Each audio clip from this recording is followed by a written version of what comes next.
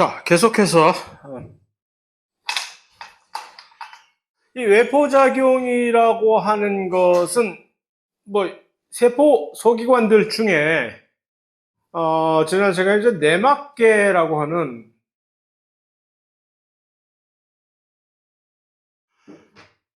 내막계에 포함이 되는 세포 소기관들은 어떤 것이 있는가 했을 때 일단 첫 번째 소포체가 있어요. 조면소포체, 활면소포체, ER 영어로 엔도플라즈믹 레티큘럼이라고 하는 소포체가,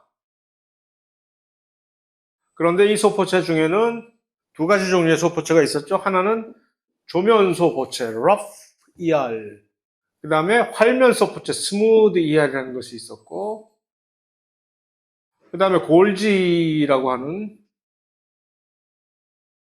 그런 기관이 있었고, 그 다음에 여기 리소솜,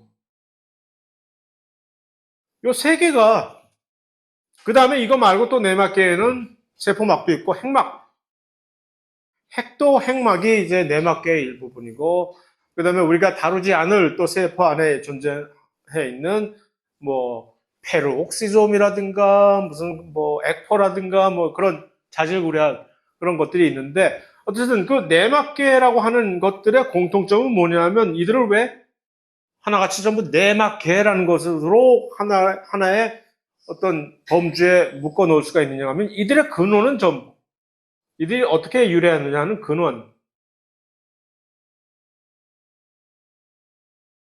세포막을 외부에서 누군가 압력을 가해서 막 그냥 이렇게 밀어 놓으면 이 세포막이 안쪽으로 주름이 접혀져 가지고서 안쪽으로 막 접혀진 주름이 풀리지 않고 그 안에서 끊어져서 이렇게 내부 주름이 됐다라고 하는, 세포막에 주름이 생기면 이 안쪽으로 주름들이 마구 이렇게 들어가서 여기에 핵막도 만들고 여러 가지 다른 막으로 구성된 내막을 만들었다고 하는, 소위 말하는 내부 함입설이라고 표현을 할 수 있는, 밖에서 세포막을 밀어 넣었다는 얘기죠. 그것으로 근원들을 전부 다 설명할 수가 있기 때문에 그렇습니다. 그래서 하나같이 내막계로 이렇게 뭉뚱그릴 수가 있는 것인데, 그러면 여기에 포함이 되지 않는 세포 소기관은 또 혹시 없을까? 왜요? 있죠. 그 가장 유명한 미토콘드리아.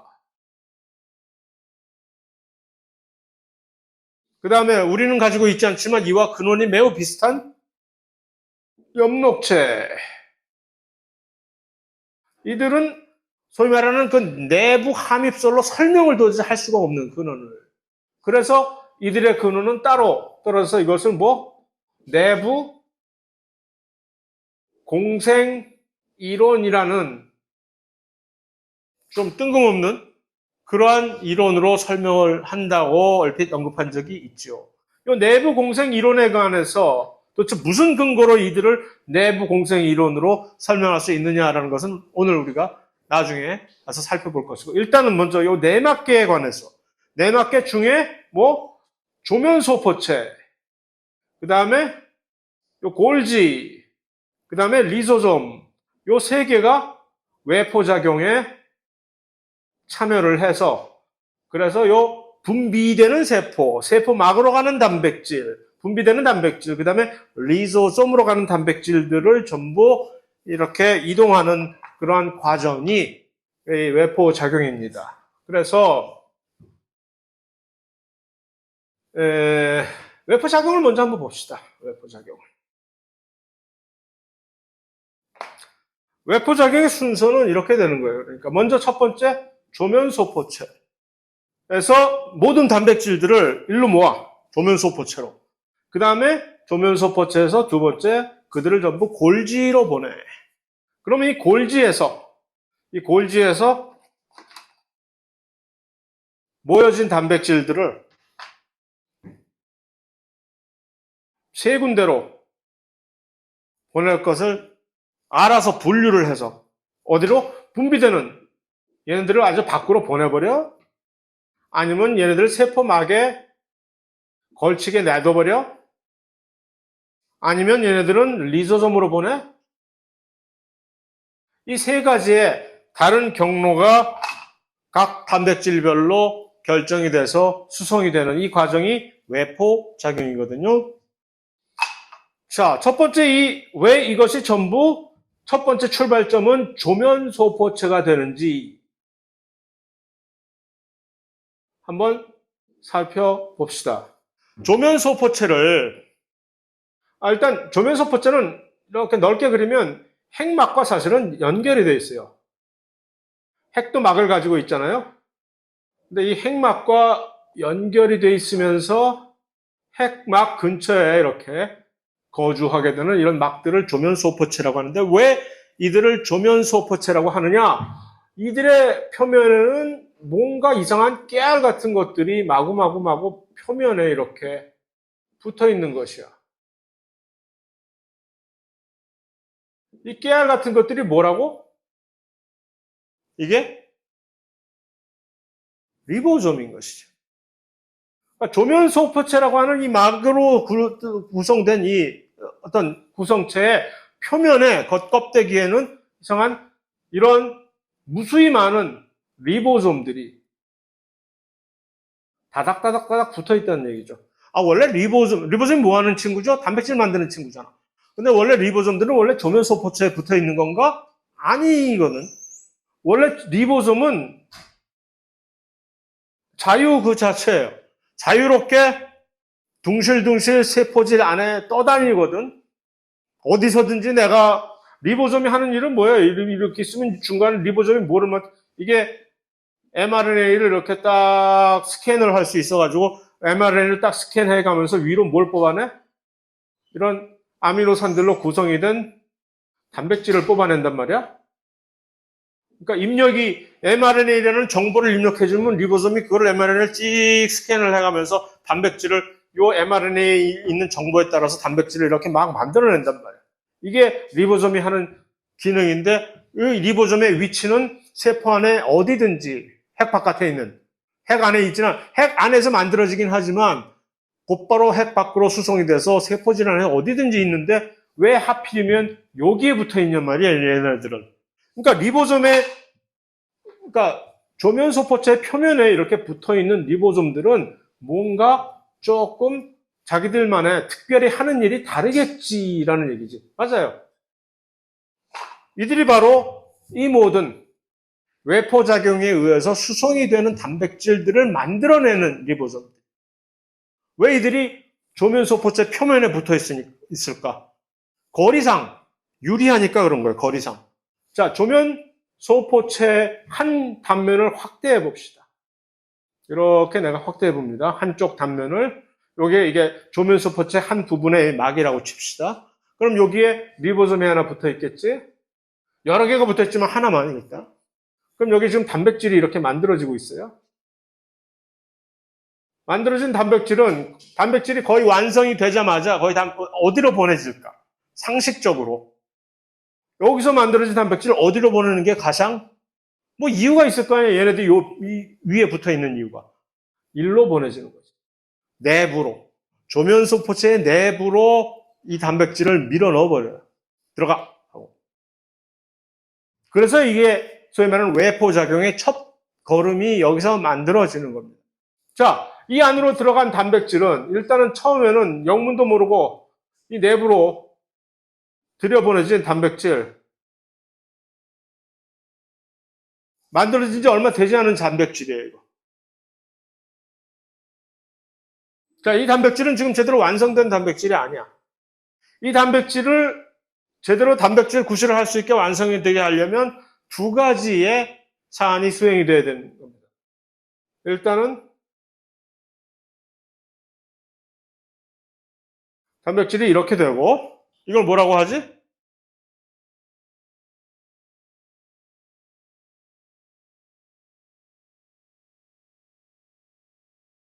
한국말로 이걸 뭐라 그러지? 단백질에? 접힘. 제대로 접해야 되지. 두 번째는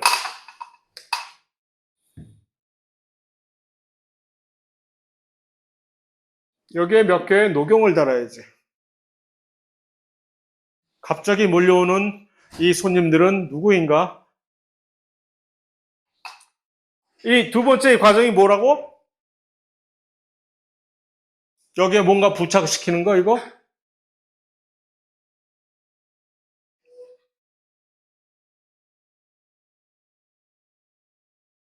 영어로 glycosylation. 이 두 가지 조건이 완성이 돼야 이 단백질은 이제 완성이 돼서 넌 이제 하산할 준비가 됐다라고 인정을 받는. 자, 이 두 가지. 첫 번째, 이것의 중요성은 뭐죠? 조면소포체 안에서 일단 단백질 접힘, 이 중요성. 뭐지? 이게 제대로 안 되면 어떻게 돼? 단백질은 기능을 제대로 수행을 할 수가 없는 것이지. 단백질의 접힘은 단백질의 기능과 직결되는. 자, 그 사례로 이게 안 돼가지고 이 안에서 이렇게 들여보내셨는데 제대로 잘 안 접혀가지고서 우물쭈물 하다가 결국 인생 종치인 단백질 우리 배웠죠. 누구? 낭포성 섬유증. 단백질 접힘이 안 되니까 여기서 완전히 다 갈아엎어버리지, 세포가. 그만큼 단백질 접힘이 중요하다는 얘기죠. 기능을 못하니까 안 접히면. 자, 이것을 완성하고, 두 번째는 나가기 전에 뭐? 당을 부착해가지고, 이 당이 무슨 구실을 하지? 밖에 나갔을 때 인식을 하는. 그래서 이 두 개가 완전히 확실하게 끝나야 이제 갈 준비가 되는 거예요. 어디로 가? 두 번째 행선지가 어디예요? 골지로 간다 그랬지. 골지로 가는데 어떻게 보내지, 얘를? 뭐, 이 조면소포체 골지는 어디냐? 여기쯤 있어요, 이렇게. 여기 팬케이크 몇 장 이렇게 깔아놓은 것처럼 이렇게 있어. 그럼 여기서 일로 옮기는 건데, 이제, 일로. 여기서 일로 옮기는 거, 이 정도면, 야, 내가 던질게, 받아! 하면서 이렇게 딱 던지면 되겠네. 그게 아니라, 얘를 이렇게 옮기기 위해서는 너 좀 일로 가. 이쪽으로. 코너로 몰아놔, 얘를. 코너로 몰아놔서 얘가 이렇게 코너로 몰린 틈을 타서, 옮겨서, 몰린 틈을 타서 여기가 어떻게 되냐면,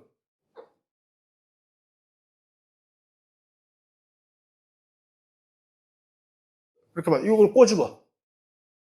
이걸 살짝 꼬집어가지고 여기를. 꼬집으면 여기가 이렇게 돼서 종국에는 이게 떨어져 나가겠지. 이렇게. 이 안에 들려있는. 이게 완전히 이탈이 돼가지고서 이 안에 달고. 요것이 무엇이 되느냐? 이제 요것을 우리는 뭐라고 하느냐? 수송 소낭이라고 부릅니다. 수송 소낭의 형태로 골지로 보내고, 골지에서 세포막으로 이렇게 또 갈 때도 대체적으로, 이건 좀 더 자세하게 얘기를 해드리면 세포생물학 시간이 아니니까, 대체적으로 여기도 또 이런 식으로 여기서 수송소낭을 또 만들어가지고서 이렇게 밖으로 보내거든요. 어쨌든, 이 수송소낭이라는 것은 그러니까, 바깥쪽 이게 뭘로 구성된 거지? 수송소낭. 화학적으로 뭐지? 막으로 돼 있잖아. 인지질로 이루어진 거잖아. 수송소낭. 왜 수송소낭을 이용해서 이들을 배달하는 이점, 세포막으로 구성된 물질, 세포막으로. 또, 이 수송소낭을 받아들이게 되는 이 골지, 이거 뭐지? 뭘로 돼 있지? 세포막으로 돼 있지. 세포막으로 돼 있는 것과 세포막으로 돼 있는 것이 두 개가 충돌을 하면 어떻게 될까? 그냥 스르르지, 스르르. 세포막끼리 스르르 돼서, 서로 니꺼 내꺼 구분할 수 없는 스르르 혼연체가 되어버리지. 그러면 내가 이렇게 안에 물 둘러싸고 있다가 세포막을 만나면 쭉 융합이 되면 이 안에 있던 내장은 어떻게 될까? 그냥 다 털리는 거지, 이 안으로. 그런 식으로 해서 이 안에 있는 내용물이 아주 쉽게 뭐 들어가는 통관 절차 같은 거 없이 쉽게 막과 막끼리 융합을 하는 과정에서 그냥 던져지게 되는 거죠. 여기서도 마찬가지예요. 여기서 이 안에 있던 물질이 밖으로 분비가 되게 하려면 이게 이렇게 안으로 융합이 되는 거죠. 이 안. 세포막이 이렇게 같이 일체가 돼 버리면 이 안에 있던 물질은 이제 밖으로 이렇게 나와버리게 되는 거죠. 하는 식으로. 그래서 이 수송소낭이 아주 중요한 역할을 하게 된다는 것을 여기서 확인할 수가 있는 것이고, 이게 바로 이제, 자, 그럼 두 번째. 그러니까 여기서 당 부착이 일단 이루어진다면, 그런데 여기서 골지에서 조면소포체 안에서 이루어지는 당 부착은 일종의 초보적인 이 화장에 비유한다면 기초 화장 정도의 수준인 것이고 이것이 골지로 가게 되면 이 골지에서 그러니까 두 가지 일이 벌어지는 겁니다. 첫 번째는 골지에서 수행되는 기능의 첫 번째는 일단 당 부착이 훨씬 더 심화 단계의 당 부착이 이루어지는 것이고 기초에다가 막 떡칠을 하는 거예요, 이제 여러 가지. 그래서 각각의 단백질들이 훨씬 더 고유하고 복잡한 형태의 당을 얻게 되는 것이고 두 번째 훨씬 더 중요한 것은 이들의 분류입니다. 분류. 얘가 일로 갈지가 골지가 알아서 척척척. 그래서 이 골지 기능을 뭐에 비유하느냐 하면은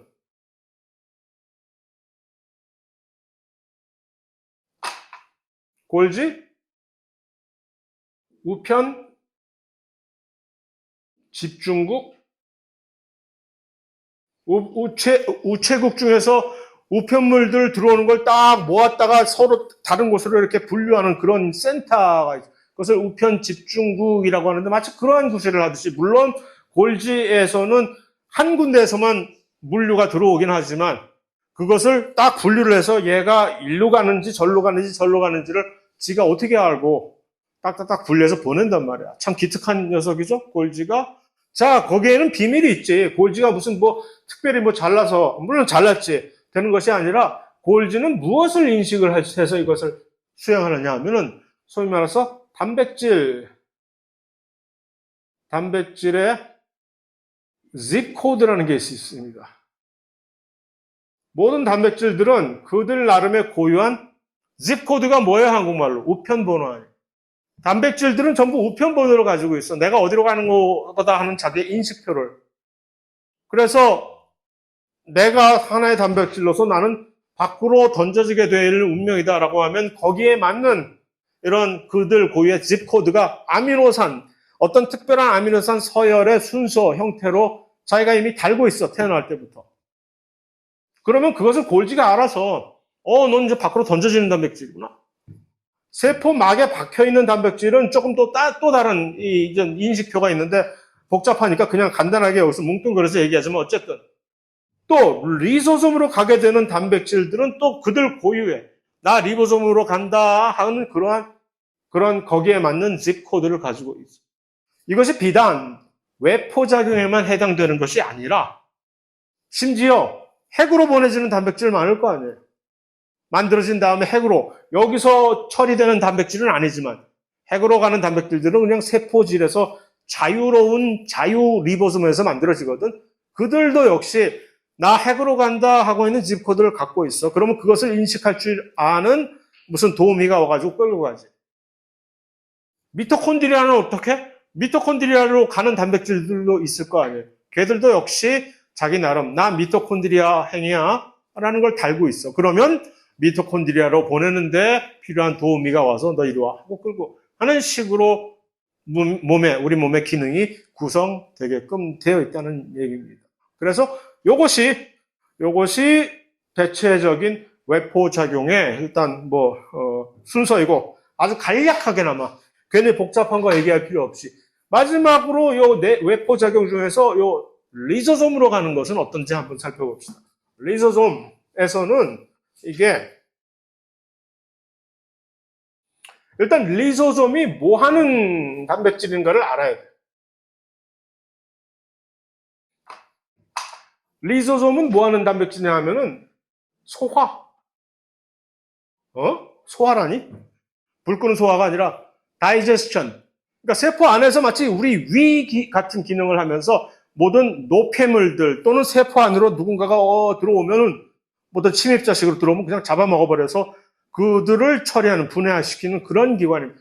그러니까 리소솜이 소화 기능을 수행하기 위해서는 이 리소솜이 세포 안에 하나의 세포당 여러 개가 있어요. 근데 각 세포 리소솜당 이렇게 하나의 막으로 구성되어 있으면 이게 단일 막으로 인질 이중충으로 보이는 리소솜 막에는 이렇게 여러 가지 다수의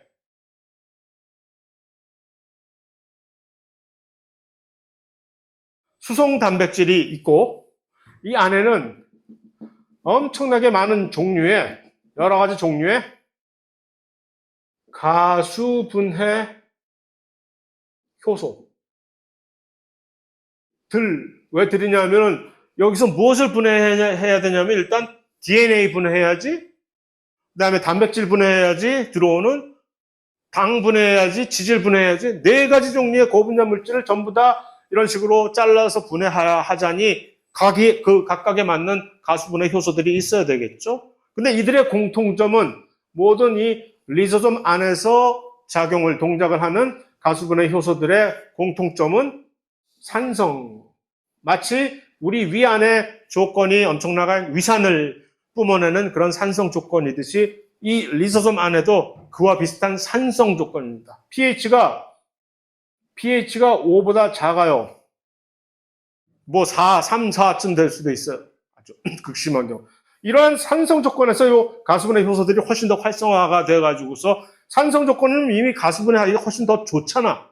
이미 물질들이 산 때문에 해별내돼 있으니까 거기에다가 이제 금상첨화로 딱 잘라버리는 그런 것인데 자 이거 하려면 그러면 이것을 이 안을 내부를 이러한 산성 조건으로 만들어야 되겠지? 어떻게 만들까? 산성 조건으로 만들기 위한 어떤 방법. 이게 산성이 되기 위해서는 여기에 뭐가 많아야 돼? 수소이온이 많으면 되잖아요. 산이라는 것은 수소이온 농도에 의해서 결정이 됩니다. 수소이온 농도가 많으면 산성이 되는 것이고 적으면 알칼리가 되는 것이고 그럼 이 수소이온을 전부 여기다 어떻게 채워 넣을까? 바로 그것이 이들이 하는 짓이죠. 여기 있는 이들. 여기다가 이 펌프, 이런 수소이온을 특이적으로 잡아가지고서 안쪽으로 집어넣는 이 수송체. 이들은 이것을 하기 위해서 뭐가 필요하냐면 ATP의 가수분해가 필요합니다. 왜 이것이 에너지를 써야만 되는 일일까? 이 안에는 이미 수소이온 농도가 차고 넘쳐. 그럼에도 불구하고 여기다 계속적으로 바깥에서 수소이온을 집어넣으려면 이거 비자발적인 반응이겠지. 비자발적인 반응이니까 에너지 써야지. 그래서 이러한 요것의 특별한 이름을 양성자 수소라는 얘기죠. 양성자 펌프. 아주 유명한 수송체입니다. 이 양성자 펌프가 깔렸어. 리소솜의 막에는. 그런데 아주 똑같은 이 양성자 펌프가 어디에도 깔렸느냐? 우리 위 막에도 깔려 있어요. 그래서 똑같은 방식으로 위의 내부에다가 똑같은 방식으로 수소이온을 펌프질 하듯이 해서 집어넣어서 그 덕택에 위 안에 조건이 엄청난 산성 조건이 유지가 되는 것입니다. 오케이? 그래서 그거 하려면 그러니까 이 리소솜으로 가는 단백질은 누가 있을까 궁금하면 얘네들이지 바로 이러한 가수분해 효소들 그 다음에 이런 양성자 펌프 얘네들 전부 다 리소솜으로 보내줘야 될 거야. 여기서 직접 자체적으로 여기서 만들지 그게 안 된다는 얘기죠. 그래서 이제 이것이 외포작용의 일환으로 다 된다는 얘기고 그러면 이쯤 되면 이제 외포작용은 끝.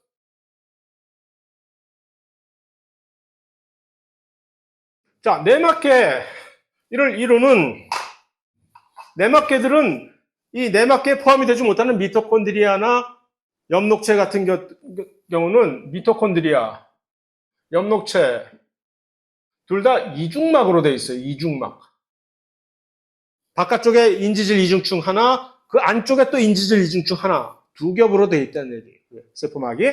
그런데 이들은 전부 단일막으로 하나의 인지질 이중층으로만 구성되어 있는 것이 또 이들은 원래 근원이 세포막을 밀어가지고 집어넣은 것이니까 이렇게 됐으니까 일맥상통하는 얘기인데 그 중에서 예외가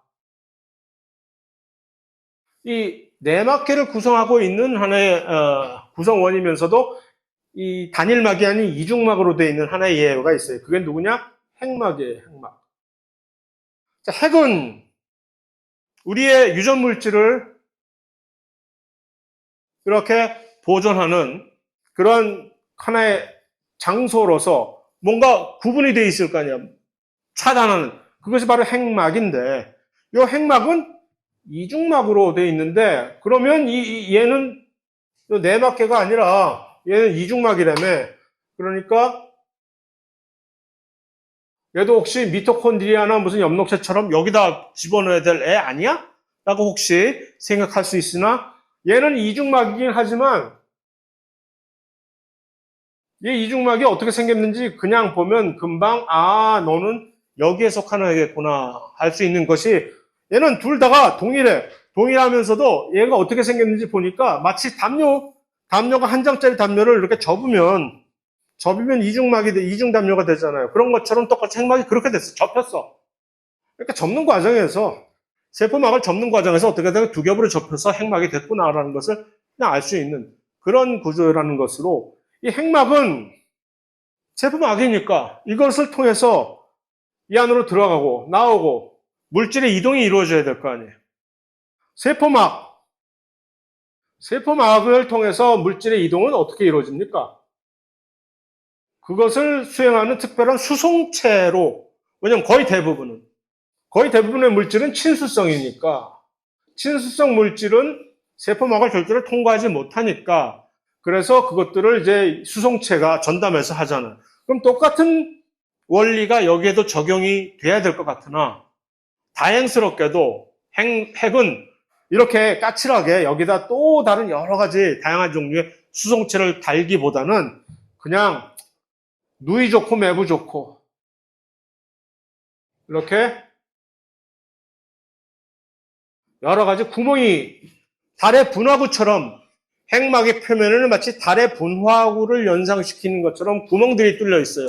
이것을 우리는 핵공, 영어로 뉴클리어 포라고 하는 핵공이라고 하는데 이 핵공을 통해서 그냥 물질들이 크기만 맞으면 들락날락 할 수 있게끔 널널하게 해놨어요. 크기조차도 내가 좀 저기 너무 작은데 저 구멍이 못 들어갈 것 같은데 라고 하면 옆에서 기다리고 있던 도우미가 마치 지가 무슨 지하철의 푸시맨처럼 집어 밀어 넣어주는 역할을 그러니까 크기 자체 역시 큰 문제가 되지 않을 정도로 이제 원활하게 필요한 물질 안으로 들어가고 안에서 만들어진 물질들 밖으로 나오고 안에서 많은 것들이 만들어지잖아요. 유전자 활동의 산물로 RNA들이 만들어지고 밖으로 나와야 되고 리보솜도 소단위체들이 여기서 만들어서 밖으로 나와야 되고 뭐 여러 가지. 그러려면 재료들이 들어야 되겠죠. 그렇게 돼 있어요, 이게. 자, 그런데 이 핵 안에는 누가 산다고?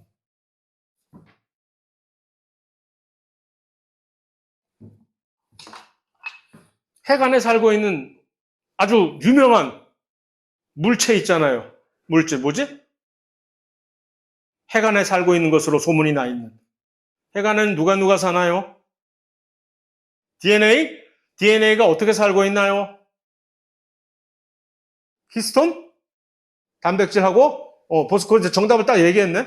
그러니까 핵 안에 있는 DNA가 바로 우리의 유전 물질 아니에요. 그런데 그것이 어떤 형태로 존재하지? 염색체라는 형태로 존재하잖아. 다시 말해서 얼핏 단순하게 생각할 때는 염색체하고 DNA하고 같은 거 아니야? 라고 생각하기 쉬운데 아니라는 얘기지. 염색체는 DNA가 아니다.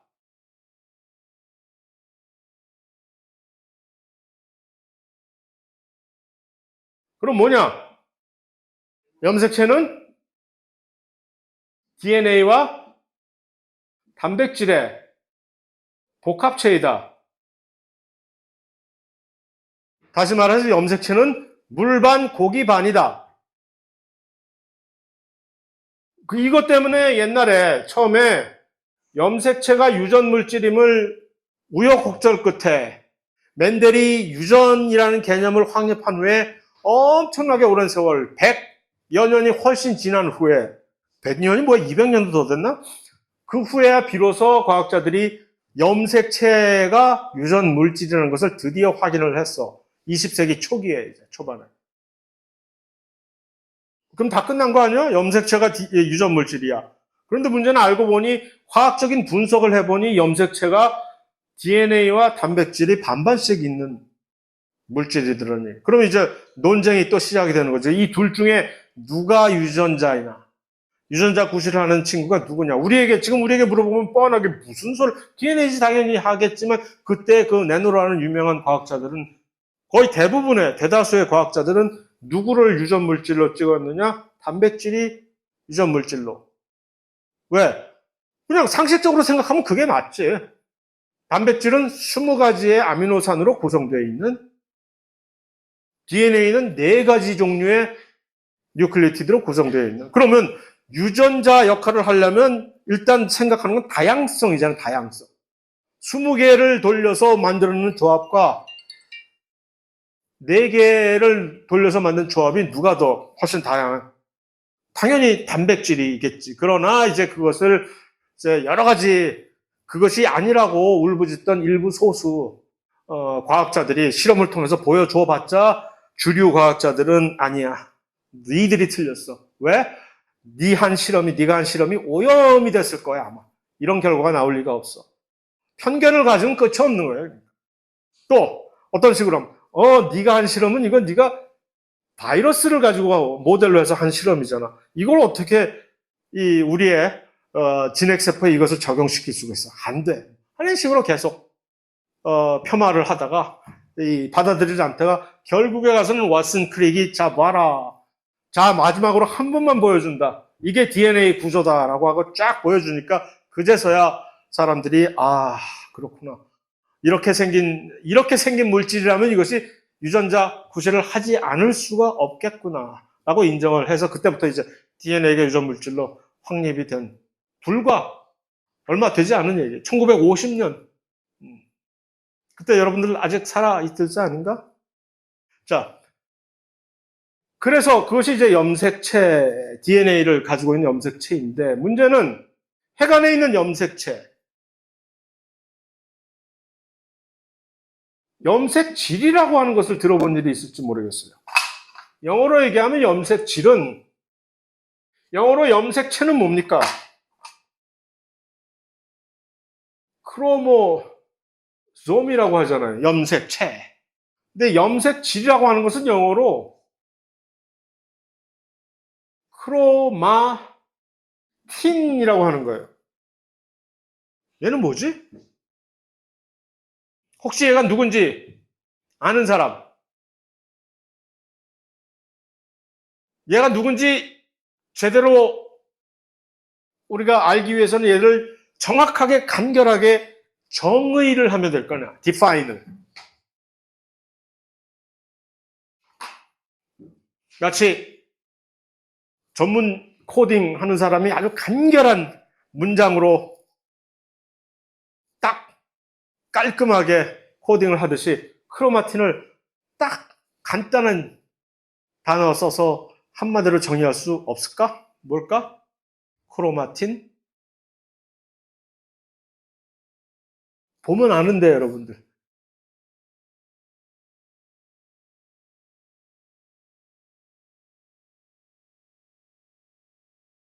크로마틴을 염색질을 한마디로 정의하면 이렇게 간단하게 간기의 염색체라고 얘기해요. 간기라니. 간기가 뭔가를 알면 되는 거죠. 간기가 무엇인가? 세포의 일생을 우리가 세포의 하나의 세포가 태어나서 분열하기 전까지 세포의 일생은 그 세포가 세포 분열을 함으로써 마치게 되잖아요. 그러면 세포가 하나가 새롭게 만들어져서 어떻게 만들어졌을까? 세포 분열을 통해서 등장했겠지.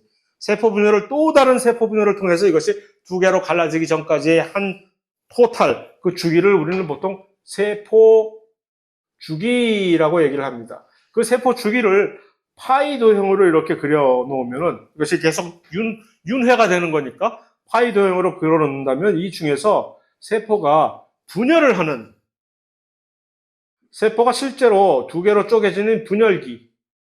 여기서 이제 염색체들이 분리가 되고 세포가 2개로 쪼개지는 이 분열기. 이것은 매우 짧은 기간이에요.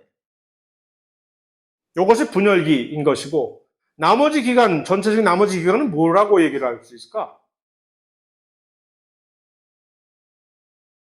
세 개의 구간으로 나눠가지고서 이것을 간기, 전체를 나머지 기간들을 전부 다 간기라고 하는 거예요. 여기서 여기까지가 간기, 영어로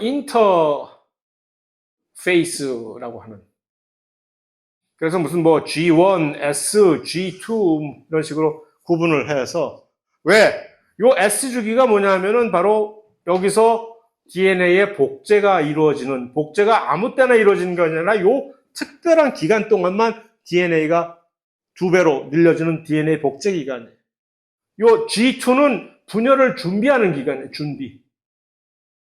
세포 분열을 준비하는 기간이고 G1은 어쩌면 DNA 복제를 준비하는 기간이라고 할 수가 있겠죠.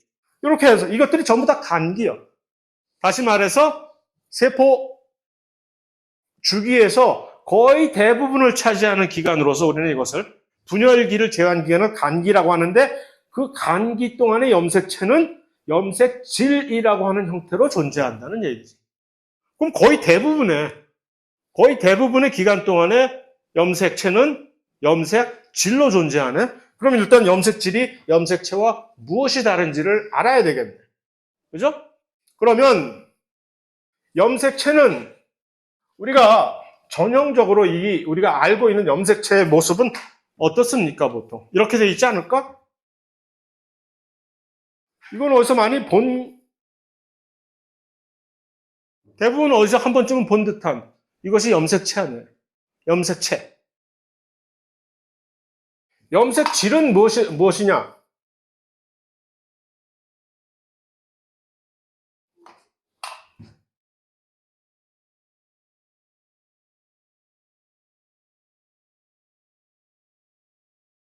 계속 내일 해야 돼? 이게 염색질이요. 뭐가 다르다는 얘기죠? 이게 염색체와 염색질은 사실은 분리되는 어떤 물질이 아니라 같은 물질이 왔다 갔다 하는 거예요. 다시 말하면 여기의 키워드는 응축,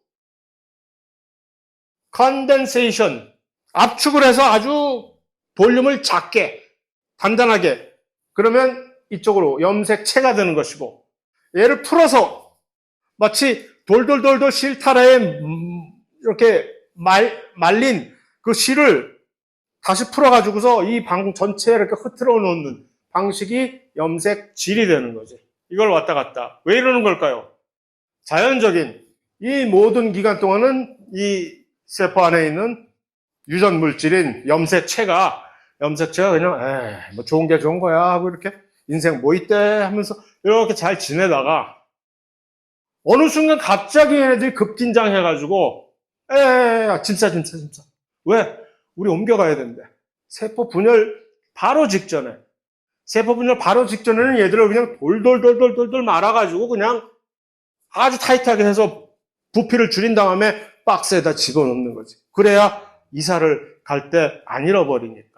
이것이 바로 염색체라는. 그러니까 우리가 흔히 알고 있는 염색체 이렇게 이렇게 돼 있는 이 구조 언제 비로소 볼 수 있는 구조라고? 바로 요때 아주 극히 그러니까 막 분열기로 들어가려고 하는 마지막 순간에 그때서나 비로소 처음으로 볼 수 있는 그런 구조라는 얘기죠. 나머지는 전부 이렇게 있다가 그것이 바로 이것을 가능하게 하는 것이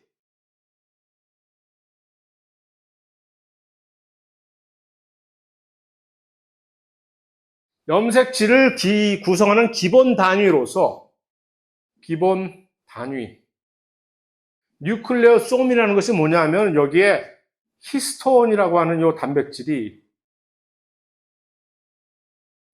반이라고 그랬잖아. 물반 고기 반. 이 단백질이 누구냐 하면 히스톤이거든. 히스톤이라는 단백질이 8개가 들러붙어 가지고서 하나의 동그란 단백질을 복합체를 만들면 그 동그란 단백질 위에다가 DNA가 2번 반 이렇게 휘감아. 그 다음에 그 옆에 있는 히스톤 8개가 있으면 그 위에다가 또 DNA가 2번 반 휘감고 이런 식으로 이렇게 구성하는 것이 하나의 히스톤의 2번 반 감긴 DNA를 우리는 뉴클레오솜이라고 하는 거예요. 그것이 뉴클레오솜은 그럼 일정한 간격으로 염색체 전체에 걸쳐서 뉴클레오솜이라고 하는 것은 일정한 간격으로 딱 자리를 잡겠죠. 그런데 그러한 일정한 간격으로 자리를 잡은 뉴클레오솜은 이 거리를, 자기들 사이의 거리를 마치 아코디언처럼 줄였다가 늘렸다가 이거를 할 수가 있는 거예요. 줄이면 응축이 되는 거고 늘리면 풀어지는 거지. 우리가 얼핏 아코디언처럼 1차원적인 늘렸다 줄였다를 생각하면 에이 이거 뭐 얼마 되겠어? 하나 세포 안에서는 이 줄였다 늘렸다를 3차원 입체적으로 한단 말이에요. 줄이면 엄청나게 줄일 수가 있고 늘리면 엄청나게 늘릴 수가 있다는 얘기죠. 얼마나 엄청나게 늘려? 이게 비유가 사람 세포 안에는 DNA를 전부 풀어가지고서 한 길이로 연결하면 그게 한 1m 또는 3m 정도의 길이, 실제로 그게 말이 돼? 이 작은 세포에서 DNA 길이가 1m나 된다는 얘기야. 그게 어느 정도냐 하면 이거를 세포라고 할 때 실제는 이거보다 작아. 이것을 세포의 하나의 크기라고 합시다. 그러면 여기서 DNA를 뽑아가지고 한 줄로 길게 늘어 세워놓으면 응축이 되지 않은 상태로 길게 늘어서는 여기서 어디까지 갈 수 있을까? 여기서 저기까지 천만에 86km까지 갈 수 있어요. 86km면 여기서 수원, 서울 거의 다 간다는 얘기지. 까지 그 길, 실제로 요 사이즈를 세포에 비하면 그만큼 긴 DNA를 요 작은 백 안에다가 그것도 그 안에 있는 핵 안에다가 작게 응축을 할 수 있다는 사실은 얼마나 놀라운 일이냐 하는 얘기입니다. 그것을 요 히스톤이 뉴클레오솜이라는 단위 구성체를 형성을 해서 이렇게 말아서 또 말고 해서 이렇게 된다는 얘기입니다. 자, 또 한 가지는 얘가 너 어디 갔어?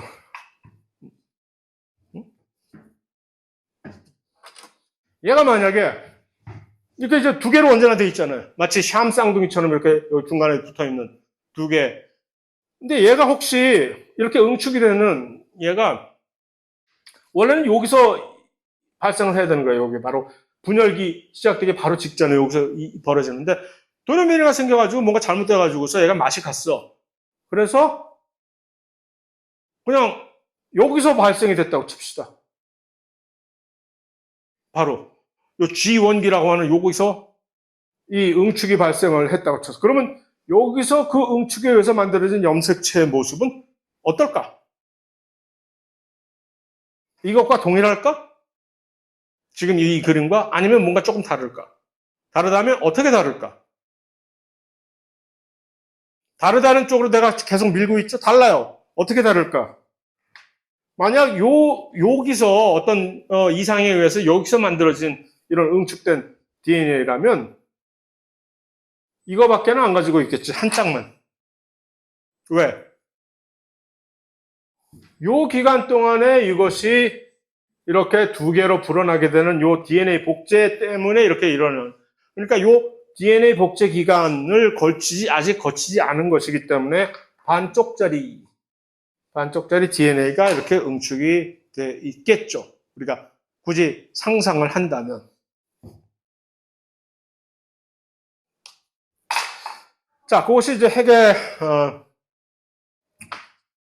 대체적인, 그 다음에 여기서 좀 더 깊이 들어가서 염색 질의 어떤 위치적인 특성, 테리토리라고 하는 것은 여기서 앞 분반에서는 얘기를 했으나 시간 관계상 그냥 대충 생략을 하고 혹시 관심이 있는 분이라면 추가적으로 앞 분반 15분반 강의를 한번 참고를 하시면 될 것 같고, 가기 전에 마지막으로 이제 미토콘드리아에 의해서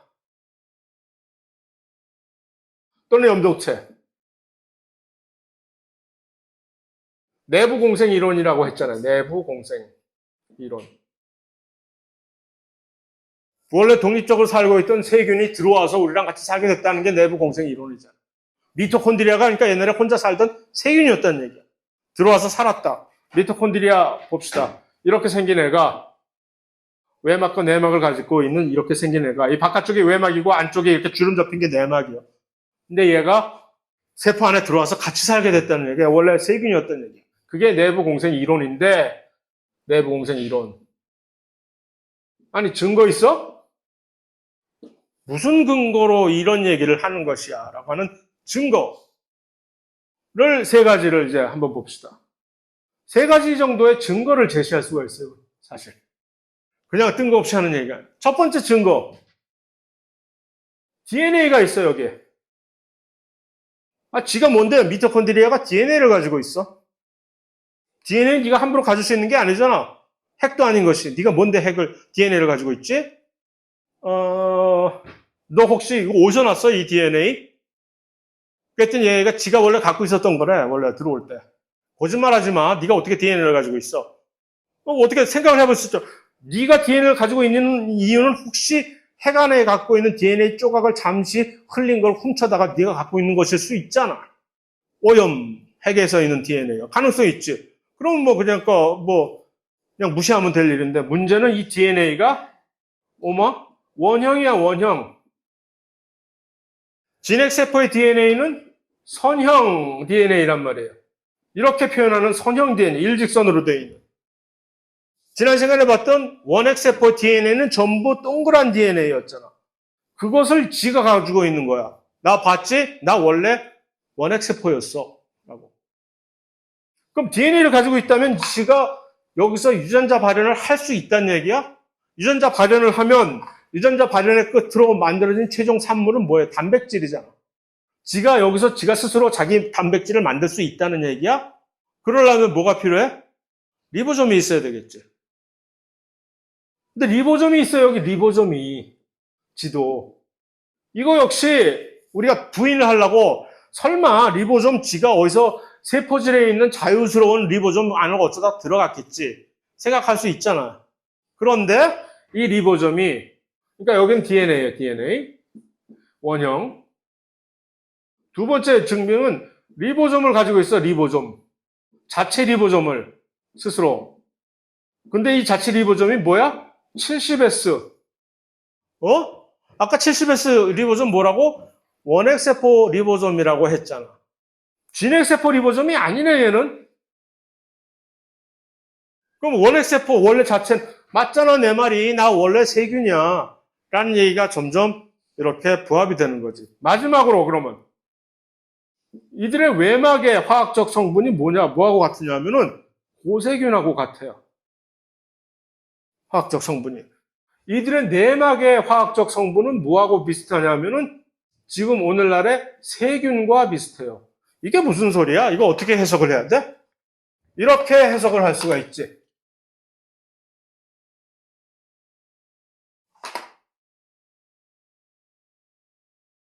막 포획 직전에 미토콘드리아. 세포 안으로 들어오려고 포획을 하면 들어오느라 하고는 이 미토콘드리아 지금 이 안으로. 그럼 얘가 안으로 더 들어오게 하면 어떻게 돼? 이 세포막이 얘를 완전히 둘러싸게 되겠지. 두 번째 단계는 어떤 그림이 나올까? 그림이? 이렇게 나오겠지, 그럼. 완전히 안으로 안으로 들어왔으면 그 바깥을 얘가 둘러싸고 있겠지? 그러면 이 바깥쪽에 있는 이것은 어디서 유래한 것임? 여기서 유래한 것이잖아, 여기. 이 안쪽 막은 어디서 유래? 여기서 유래한 것이잖아.